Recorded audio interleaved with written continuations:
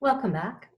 So far in this section, we've been talking about evolutionary processes, and we've talked about a lot of the dynamics of evolution. We've also talked about how evolution can be signaled to help steer the evolutionary process. But we haven't talked very much yet about what is the actual thing that is doing the evolving. And this is one of the things that I've noticed in some of the research on complexity is that there is a lot of focus on networks and dynamics of networks and contingency and the idea of phase space. But sometimes I think there's a little too, there is a lack of focus on the things within the system that are actually doing the adaptation and how much capacity these things actually have to adapt. Because if we're looking at a system that's composed of agents, but those agents can't change at all, then it doesn't matter what the resources are in the system or what the network is within the system, they're just going to keep on doing the same thing. So let's take a look at change agents in complex adaptive systems. All right, so we've talked a little bit about this idea of degrees of freedom. And one of the things we can relate this to is what does the agent have in terms of its adaptive capacity? How much latitude does an agent have in order to be able to alter how it manifests given a series of forces? So for example, if we're thinking back to cybernetic systems and we're thinking about steering that boat towards an island, right? The agent has an ability to sort of change its heading, steer in a different direction, but it doesn't have the ability to sort of suddenly go up in the air and fly to the island, right? So that is something that is not within its adaptive capacity. So when we are looking at complex systems, we need to be considering not only the idea of the context or the forces that are steering these agents, and these can be, this is sort of relating back to this idea that there's some sort of energy in the system that's driving agent behavior, a sought after resource like food or like the island that you're going towards. There's a rule system, which is the input-output regimes that agents abide by that help move them closer to or further from a given goal. But then there's also this idea of the degrees of freedom, how effectively an agent can change their output. This pertains to their inherent capacity to respond to shifting inputs. If you have a bunch of shifting inputs and you can't do anything in relationship to those shifting inputs, then no complex adaptation can occur. And in the way in which an agent shifts can really vary. Like when we think about grains of sand in the desert, they can shift according to wind patterns.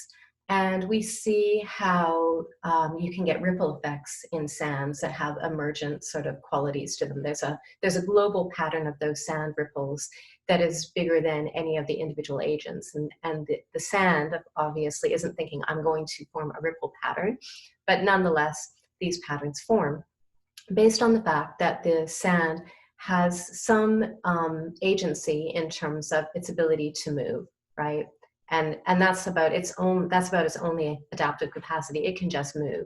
And so really, those ripple patterns wind up being an accumulated sort of pattern of the frictions of the sand grains and of the wind that is interacting with those sand grains. But we can imagine, well, what if sand could do other things besides move? I don't know what they might do, but they only have one degree of freedom, which is in terms of that ability to move. So if we have a broader scope of responsive feedback or a responsive freedom in response to environmental inputs, then there is a greater ability for an agent to align its outputs with relevant inputs. So for example, I don't know, if in a desert, sound is being played through a speaker, the sand doesn't have any ability to respond to that particular input. It doesn't have any degrees of freedom that allow it to interact with that because it doesn't have any sort of inherent ability to respond to acoustics.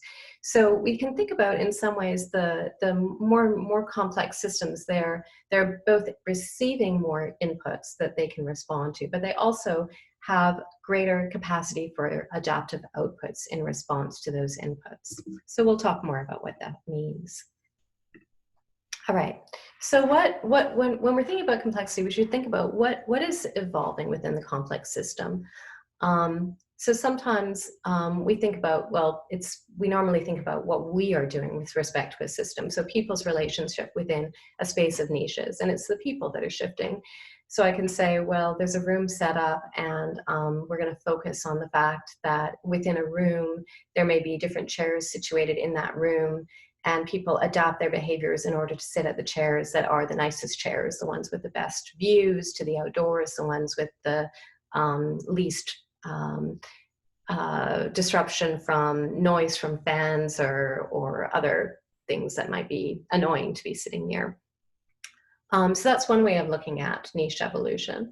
But then you can also say, well, what about if we flip it and think about the niches themselves shifting in some way? And this was the example that we talked about when we were talking about the park benches, that instead of thinking about people moving and going to benches, you could think about benches moving and going towards people. And we are interested in, what does design look like when the spaces themselves or the design artifacts themselves are shifting so as to discover more fit regimes.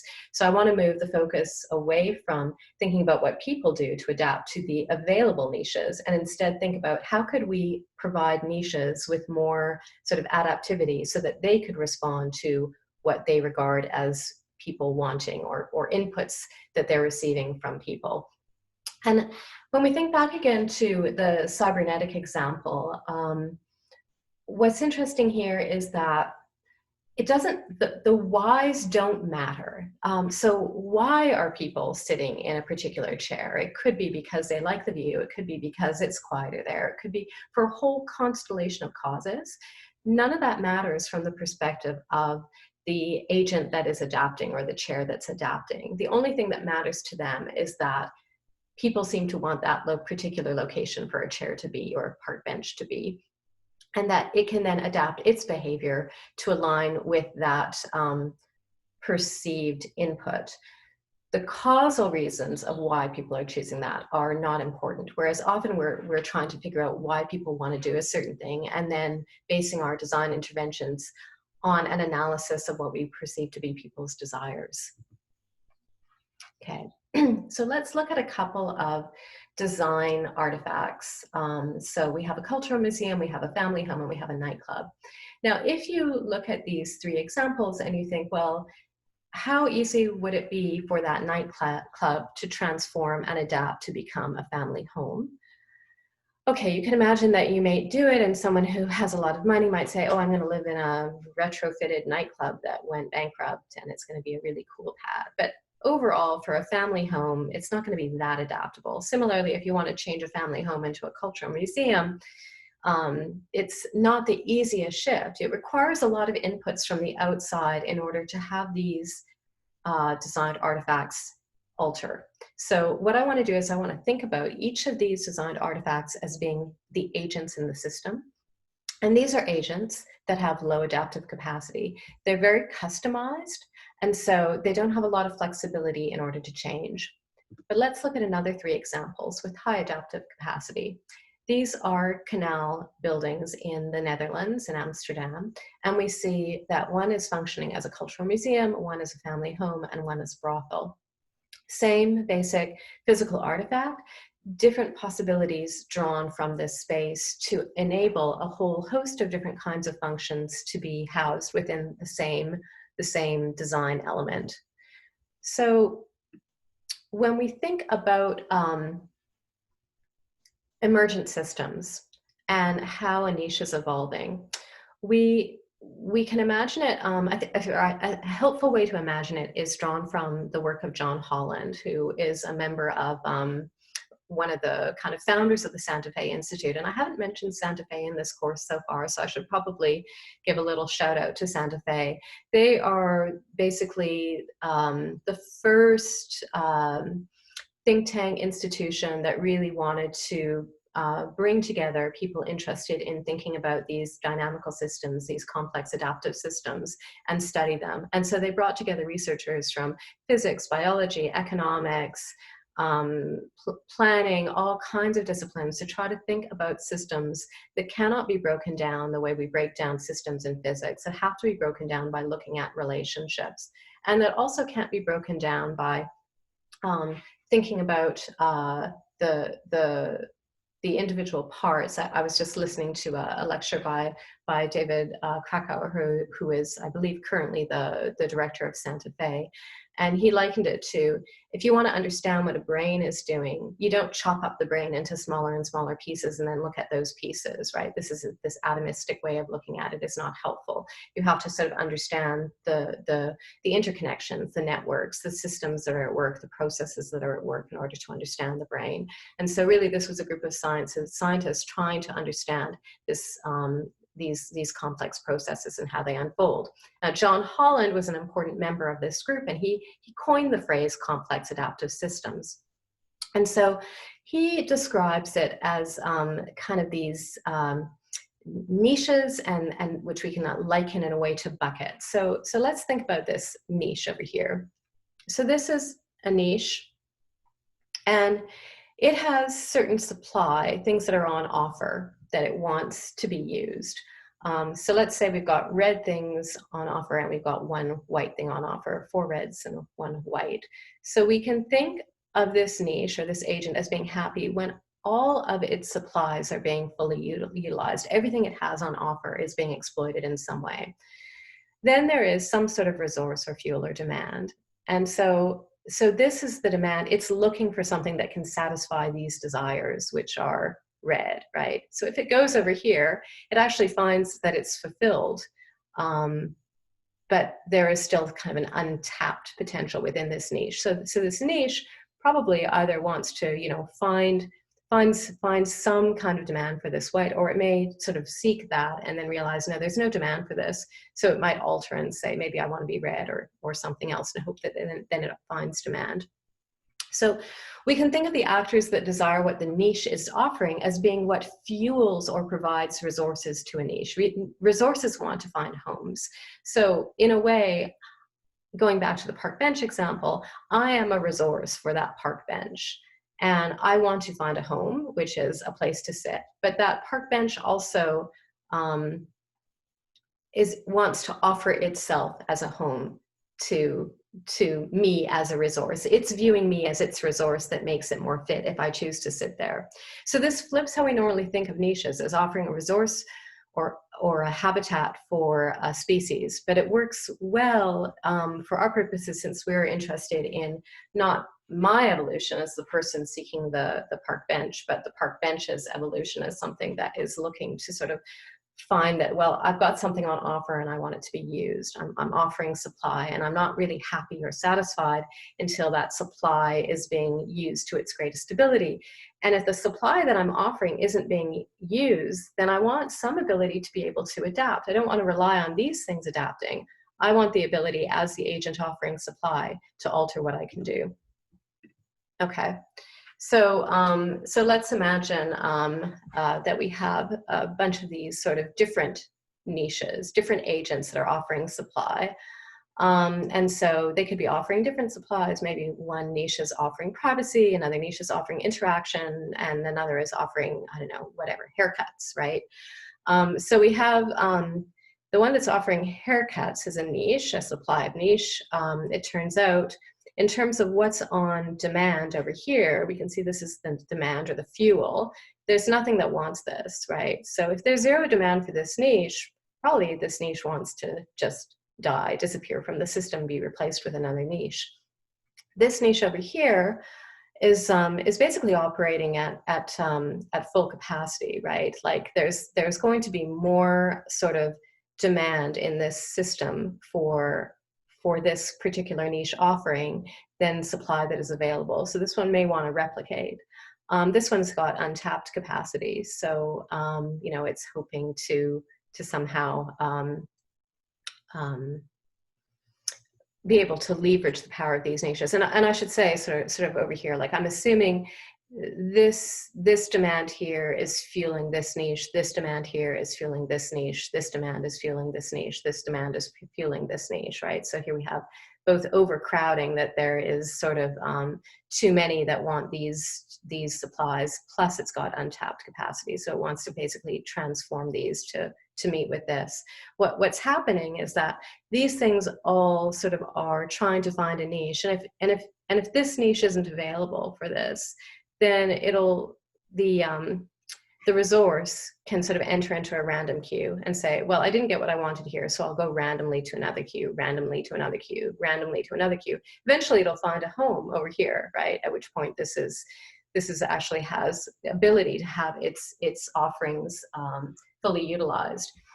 You can see over here, if this changed to red, then it actually didn't need to change to red because there's still demand for what it's offering. It's just that the agents who are looking to find a niche have not yet explored all of the possibilities. So on the one hand, you have the supply is sort of queuing up in random trials to explore what the niches have to offer. But the niches are also, in a way, based on whether or not they become occupied over multiple trials, they will eventually decide that they should either replicate or die out or alter in some capacity. So this is a way of kind of framing the idea of niche evolution. The other way that we can see this is that really this demand is information, and this supply is trying to have an adaptive response or modify its supply in response to information. So this should be steering the system to gradually calibrate itself so that what is on supply offers what is on demand. And the calibration is occurring through information steering, variation, selection, and retention. As you go through that process, then what we would expect to find is that we would have emergent niches with different characteristics, where we get niches that are actually fulfilling demand at a whole range of scales, because in most natural systems, demand, which we talked about, will sort of be more towards certain niche offerings than others, following a power law distribution. So you might have big demand for a certain kind of supply, and that supply might be more generalist in that it's meeting sort of a bunch of demands along the road. And then you could have also some specialists that are meeting a very niche demand. Now, the specialist is only getting a fraction of the supply as the generalist, but it's a much smaller niche. So it's still happy. It's still content because as long as it has someone who's using its demand and it's scaled appropriately, then there's not a problem. The problem happens when the supply and the demand are scaled inadequately. Like if there were as many generalists as specialists, then you would have a problem because you wouldn't be calibrating these sort of buckets of supply with their corresponding buckets of demand. So let's go back to this museum, family home, and nightclub. These, I would say, are non-resilient agents because even though we might have a lot of them, the number of possible states that they can alter into. So if we sort of go back here and say, like, these are different states of these niches that they could offer. I want to be a home. I want to be a cultural center. I want to be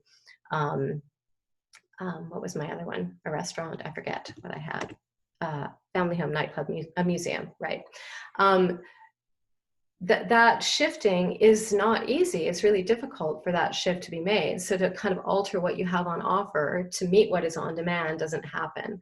So here's how we can kind of signify this. I've talked about K, I've talked about H being information, K being the number of connections within a network, N is the total amount of niches. So we might have a lot of niches, right? We might have a lot of family homes, but the number of states, possible states of those niches or their enabling capacities might be low, and A is the number of possible states. So family home really only has kind of the state of being a family home. It's very, very limited in terms of its state. And this limits the scope of potential phase space because you don't have enough degrees of freedom for the system to calibrate itself in response to shifting demands. In other systems, in other design systems, you have very responsive agents. You have a museum, family home, brothel. If Amsterdam municipality says we're going to move all the brothels out, well, this can easily become a family home, or it can become a museum, or become a restaurant, or become an office. There's all kinds of opportunities for this. So we have both a lot of niches and a lot of possible niche states, which means we have sort of broader possibility of phase space to be explored in terms of fitting the supply and demand in ways where they're in the correct alignment, where we don't have any unhappy, unfulfilled demand because of a lack of niches to sort of host that demand. Okay, so enriching phase space, and this is Stuart Kauffman developed what he called the NK model. And Stuart Kauffman is also one of these people who was a founding member of the Santa Fe Institute. So N refers to the number of agents within a system, A refers to the number of possible states of each agent, and S is a function of these, or the size of the possibility space or phase space. Okay, so you have the N, the number of agents within the space, and then the number of possible manifestations of that agent. So in the Amsterdam Canal District, we can look at N, what is the sort of level of the agent in the canal district? And you might think, well, it's each canal building, but actually it's even better than that. It's the total number of floor plates that can be functionally isolated. Each floor plate can be treated as an individual agent within the system, because you have a lot of situations in Amsterdam where the one level of a canal house will be used for one function and another level will be used for something else. And then A is the programmatic distinction. So we could have retail, office, residential, cultural, all kinds of programmatic opportunities within this district to sort of explore. So the fine-grained scale of this canal house, as divided into individual floor plates, allows them to explore different strategies very easily, flexibly adjusting both scale and program in accordance with available niche resources. Because say your built fabric is, I don't know, built fabric chunks that are 3,000 square feet. Well, it's very difficult to, if that chunk is not easy to partition into smaller, useful units, then in order to make a change, you've got to change all 3,000 square feet at once. Whereas the canal district, you're dealing with much more limited scales of space that need to alter in order to explore different fitness opportunities. So the flexibility allows them to adjust according to what the demand is, and the actualized spatial distribution of programs in this environment is historically contingent, but is enacted within a greater variety of phase space potentials. So what do I mean by that? I mean that, well, I mean, you might have one area that starts to emerge as an area where all the restaurants are, or an area where all the brothels are, or an area where more business or cultural facilities are. And you do see those kinds of dynamics. A little bit less so in Amsterdam, but I'll show another example in another lecture in, where this is really happening, where you get very, very cohesive districts. But the actual location of where these occur is historically contingent, again, because of this little butterfly effect, because of this idea that if you get a couple of businesses happen to co-locate early on, then that can lead to cascading effects within the network. But what remains constant is this idea that it's going to calibrate itself to the demand. It might calibrate itself differently or spatially differently based on these contingent conditions. But the overall pattern, the overall forces will sort of remain the same. So I've been talking a little bit about this idea of agent aggregation. So when I said they could congregate to form, these agents can form a particular district. At the scale of the district, groups of canal homes can emerge to form a restaurant district, a housing cluster, an office zone, or a mixed-use area. Following John Holland, the size of each of these districts follows the logic of these queuing trials. So, sorry, I keep going back to this one slide, but I think it's helpful. So basically the size of a district would then be, okay, well, this niche is full, right? So at a certain point, maybe there may be more untapped demand, so this could replicate, right? And if that replicates, if you have a new restaurant move in next door, then we sort of see, okay, is that able to meet its carrying capacity? Now, there'll be a moment when demand says, no, you've reached the right carrying capacity for this area. And that's based on this exploration of possibilities. If the capacity of a niche is not yet full, there will be a payoff for occupying this niche. If the capacity is saturated, then as more agents attempt to fill this niche, all agents within this niche will experience a reduced payoff. So if you have too much on offer and not enough demand, then all the agents suffer. So at that point, agents may randomly move to another kind of queue or offering that may experience a higher payoff. So at the moment when you are saying that there isn't demand for what you have on offer, then you can die, or you can alter and sort of say, I'm going to put something else. I'm going to alter what I'm offering to offer more privacy or more interaction. You can do that as a random flip of a coin. The randomness is fine, because eventually, as long as you keep going through variation, selection, and retention, then you will find the space where you are meeting the demand.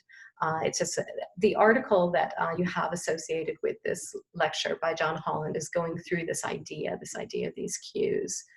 Okay, so sorry, where are we?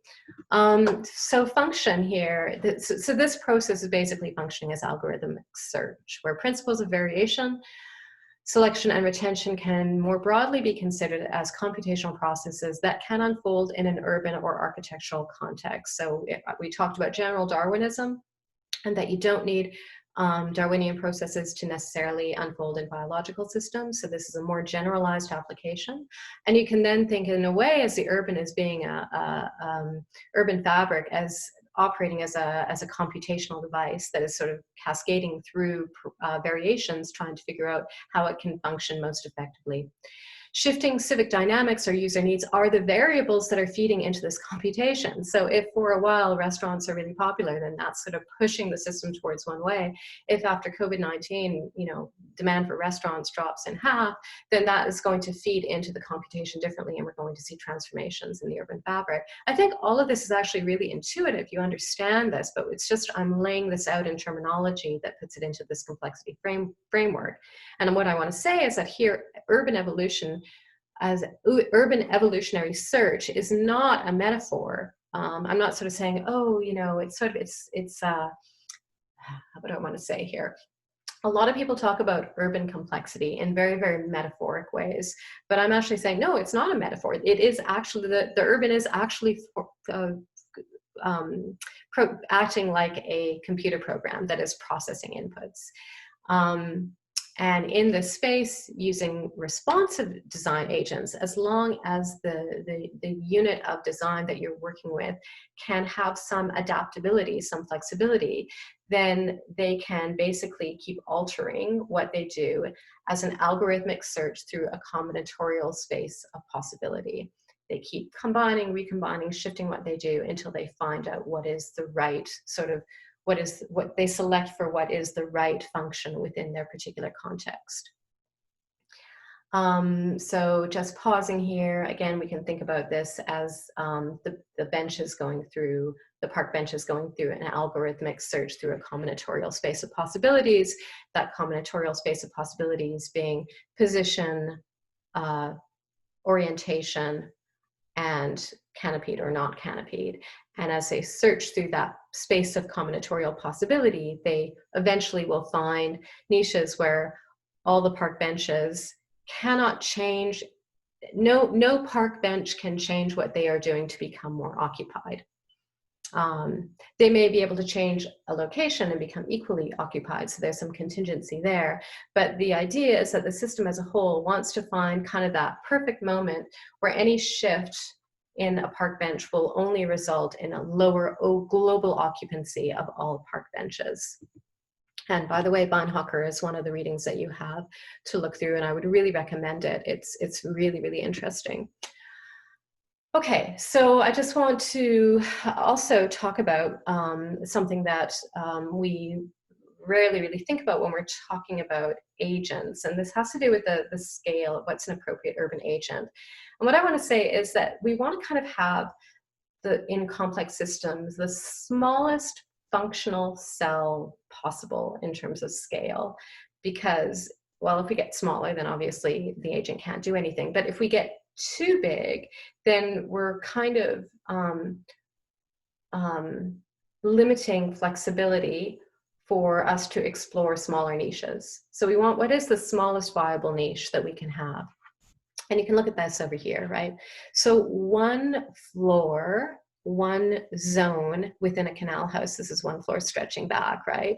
This is the Body Shop in Amsterdam. It occupies one cell. And there's an office over here that occupies 3 cells. And then we have a dim sum restaurant, 1, 2, 3, 4 somehow it's occupying. I guess this is a cell going back here, 1, 2, 3, 4, that's right. And then we have McDonald's, which is occupying 4 cells. It's got 1, 2, 3, and then a 4th over here going back. They're all going back in space, right? So you can see that you want this, if we think about it in terms of assemblage, this ability to decompose and deterritorialize, as well as this ability to territorialize and assemble. So these cells right now are operating as a unit. These are operating as a unit, but they could also break apart if it winds up that this office, they were doing something which, I'll get back to COVID-19, they have a problem and they have to shrink back because now all their office workers are working from home. Maybe they shrink back to only be 1 cell, and this can remain as 2 cells that are then used maybe for residential. Maybe people move in and this becomes part of a residential use. So I hope you can see the kind of beauty of this ability to compose and decompose and compose and decompose, and that you really therefore want the smallest functional unit because that gives you maximum flexibility. You can always make it bigger. If there's more carrying capacity, you can expand a niche, right? So the dim sum restaurant might have started here and then business was good, so they expanded here, and then it got better, so they expanded there, yada, yada, yada, right? We have this ability for the system to become flexible in response to the demand. But you could also have urban fabric that's super difficult to assemble and decompose. If we think back to those individual suburban homes, there's no ability to aggregate, and there's also no ability to shrink back. It's sort of you are what you are, and that's it. It's a very, very brittle system because if supply and demand shift, there's no ability to alter in accordance with that. And here we have another example where we have a whole rows of canal houses that are operating on this block to form one hotel that's composed of 20 cells make up the Hotel Crystal. And then other blocks in Amsterdam where you'll have the entire block, which is an educational building or a cultural building. Okay, so from this, we get district emergence, and emergence here is a functional pattern. And when we say it's functional, it's operating effectively. It arises as a result of agent interactions, and therefore it's instigated from the bottom up, not from the top down. There's no one planning these districts.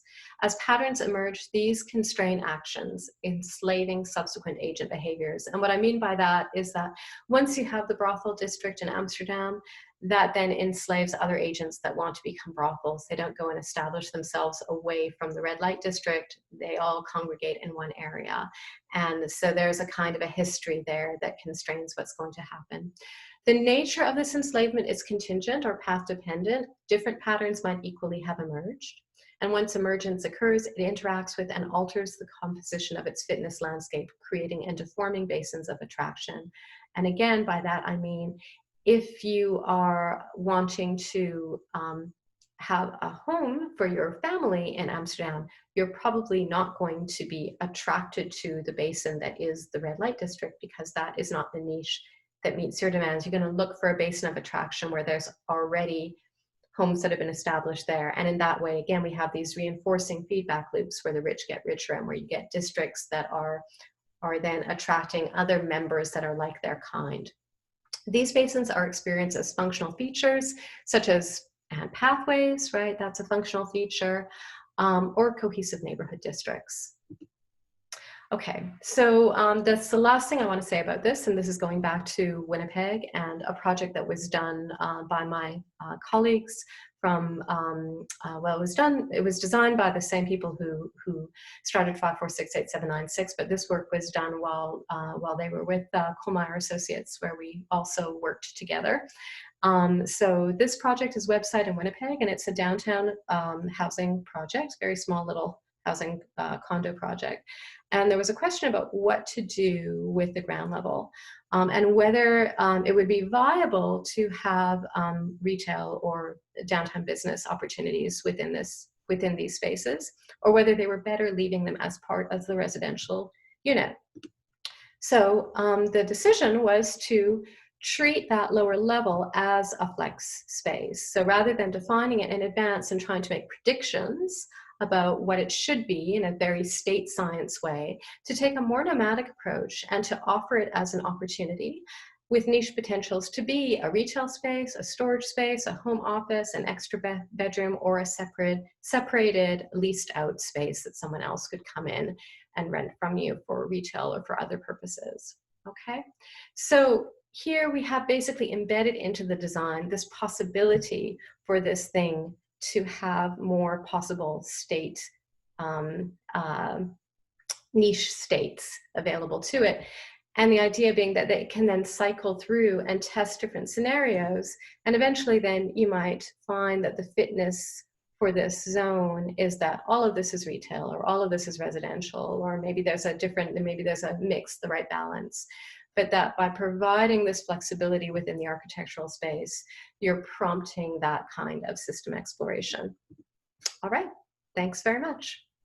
Appreciate your attention.